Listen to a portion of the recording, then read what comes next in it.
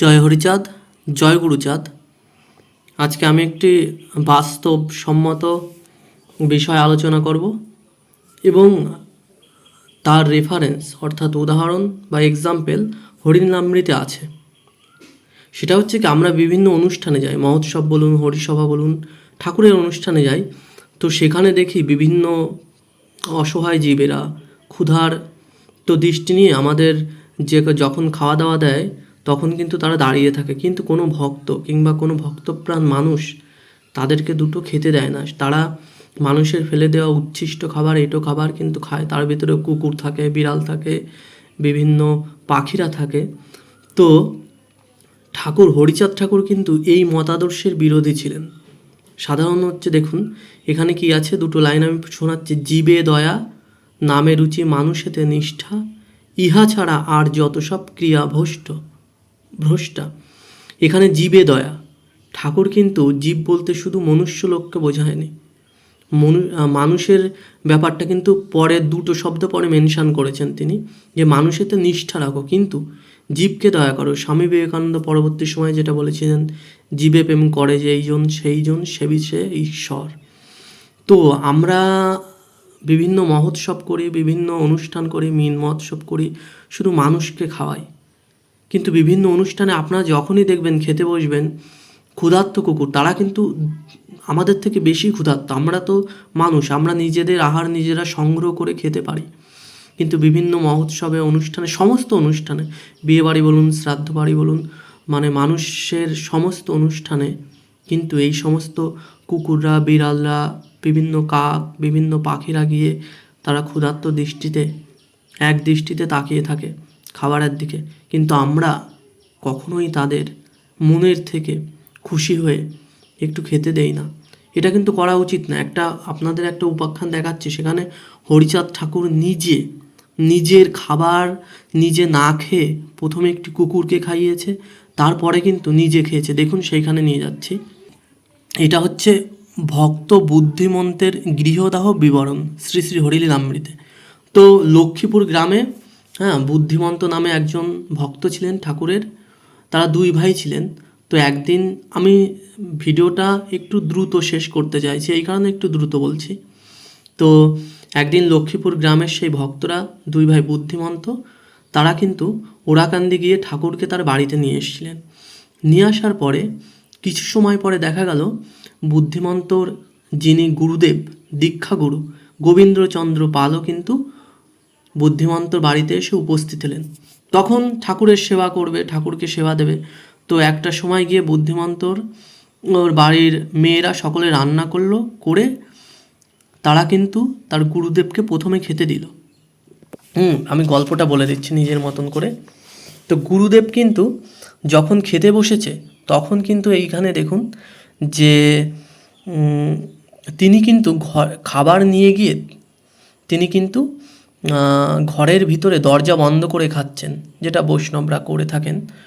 তো তখন একজন বলছেন যে, মহাপ্রভু বলছেন, মানে অর্থাৎ ঠাকুরের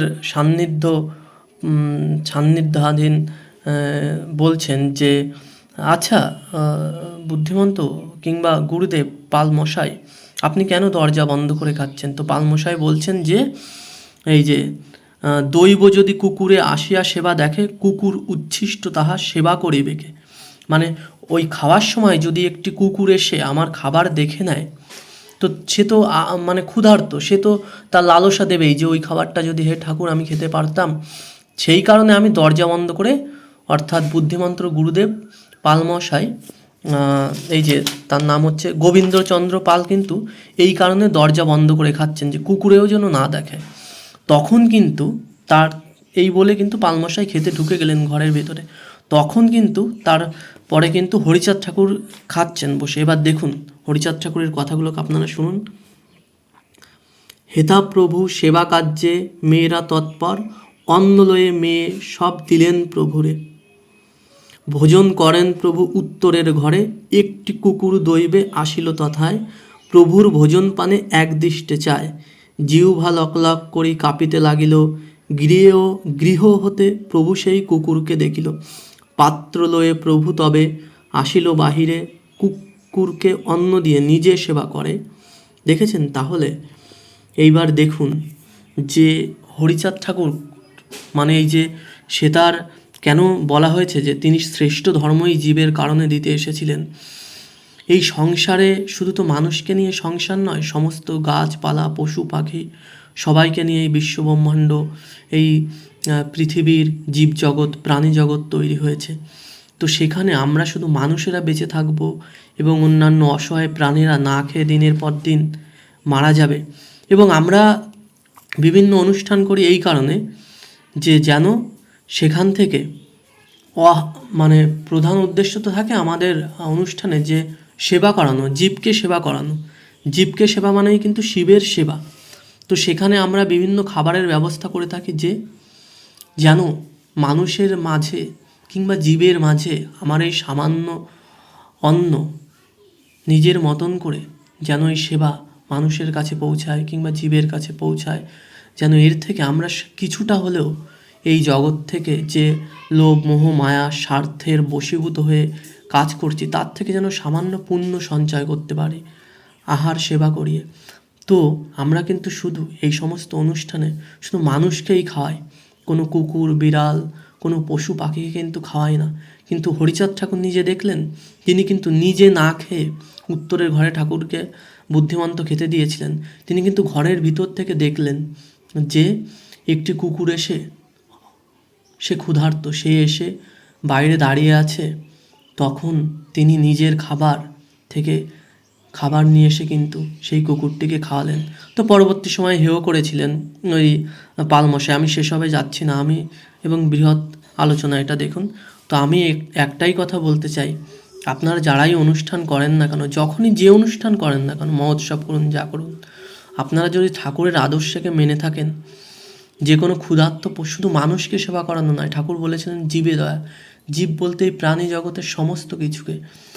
আরও প্রচুর উপাখ্যান আছে লীলামৃতে, গুরুচাঁদ চরিত্র সুধায়, যেখানে ঠাকুর চোখে আঙুল দিয়ে, ঠাকুরের ভক্তরা আঙুল দিয়ে দেখিয়ে দিচ্ছে যে জীবকে সেবা করো। ময়না পাখির উপাখ্যান আছে, তারপরে ভোলা কুকুরের উপাখ্যান আছে।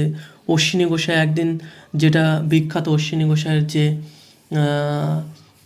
বিখ্যাত কাহিনীটি আমরা শুনে থাকি, যে তিনি একদিন কলার পাতা কাটতে গেছিলেন।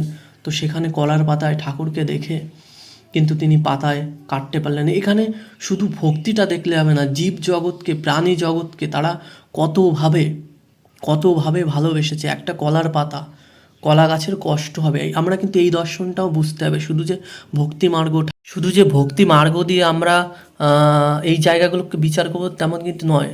ঠাকুর একটা কথা বলেছিলেন, সূক্ষ্ম সনাতন ধর্ম, সব কিছুর ভিতরে কিন্তু আপনার সূক্ষ্ম নির্যাসটা নিতে হবে। সেখানে কি দেখছেন যে একটি কলা গাছ থেকে যদি আমি পাতা কাটি, সেই কলা গাছটির কষ্ট হবে।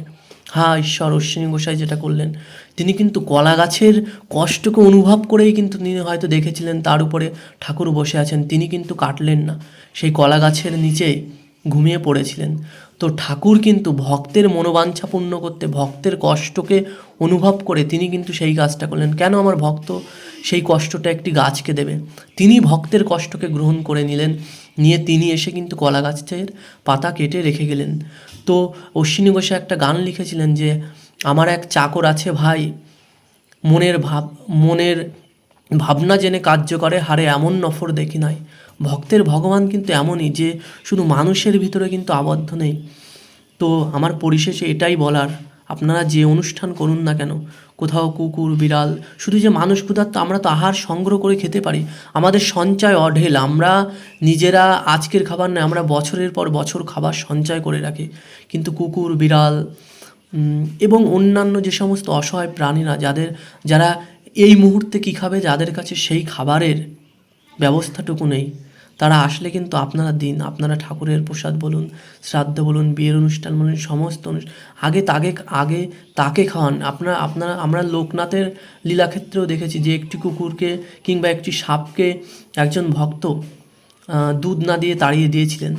তো একটা সময় গিয়ে লোকনাথের কাছে সেই খাবার, সেই দুধ নিয়ে এসছেন। তো লোকনাথ বলছেন যে কেন খাবো আমি তোমার দুধ, আমি তো খেতে গেছিলাম রে, তোর খাবার তুই তো দিসনি আমাকে। তো বললেন কেন? বলছে কি তুই যে কুকুরটাকে তাড়িয়ে দিয়েছিলি মেরে, আমি তো সেটাই ছিলাম। তো সমস্ত জায়গায় কিন্তু এই জীবকে প্রেমের কথা বলা হয়েছে, শুধু মানুষকে নয়, শুধু মানুষকে ভালোবাসা নয়, তুমি তোমার পাশের সমস্ত প্রাণী জগৎকে ভালোবাসে। একটি পিঁপড়ে যদি জলের ভিতরে পড়ে যায় সেই পিঁপড়েটাকেও বাঁচিয়ে দাও, কারণ এই সূক্ষ্ম থেকে সূক্ষ্ম জীবের ভিতরে যে প্রেমের অনুভব, যে অনুভূতির অনুভব, সেইটাকে যতক্ষণ না অনুভব করা যাবে ততক্ষণ কিন্তু ঈশ্বরের সান্নিধ্য পাওয়া যাবে না। সমস্ত জায়গাকেই কিন্তু বৌদ্ধ ধর্মে বলেছিলেন জীবকে হত্যা করা যাবে না, জৈন ধর্মে সমস্ত জায়গায়, কিন্তু আমাদের হরিচাঁদ ঠাকুর কিন্তু দেখলেন না, জীব জগৎকেও আমাদের খাওয়া দাওয়া। তিনি যে কারণে মাছ খাওয়ার কথা বলেছিলেন, এই উপাখ্যানেই আছে, এর আগের উপাখ্যানেই যে ভক্ত বুদ্ধিমন্তের উপাখ্যানেই আছে তিনি মাছ খেয়েছেন, কিন্তু সমস্ত কিছুকে আছে, স্বীকার করা আছে, কিন্তু তারপরেও তাদের ভিতরে যে কাতরতা, যে ক্ষুধার্ততা, যে অসহায়তা, এই সমস্ত বিষয়গুলোকেও কিন্তু বুঝতে হবে আমাদের। যাই হোক, জয় হরি বল, জয় হরিচাঁদ, জয় গুরুচাঁদ। যদি আমার ভিডিওটি ভালো লাগে শেয়ার করুন আপনারা। একটু দ্রুত বলা হয়ে গেল। ভালো থাকবেন সকলে, নমস্কার।